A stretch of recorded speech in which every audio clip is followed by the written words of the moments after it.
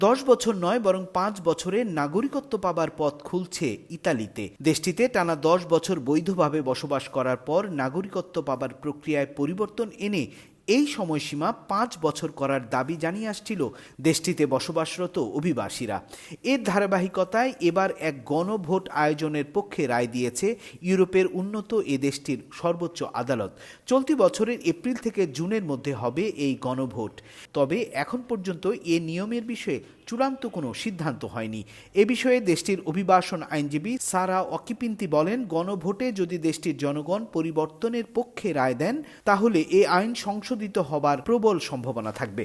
1992 সালে ইতালির নাগরিক আইনে বলা হয়েছে, তৃতীয় দেশ বা নন ইউরোপিয়ান দেশের নাগরিকরা টানা 10 বছর দেশটিতে রেসিডেন্সি নিয়ে বসবাস করার পর নাগরিকত্বের জন্য আবেদন করতে পারবেন। পরে আরও 3-4 বছর যাচাই বাছাই শেষে নাগরিকত্ব প্রদান করে দেশটি।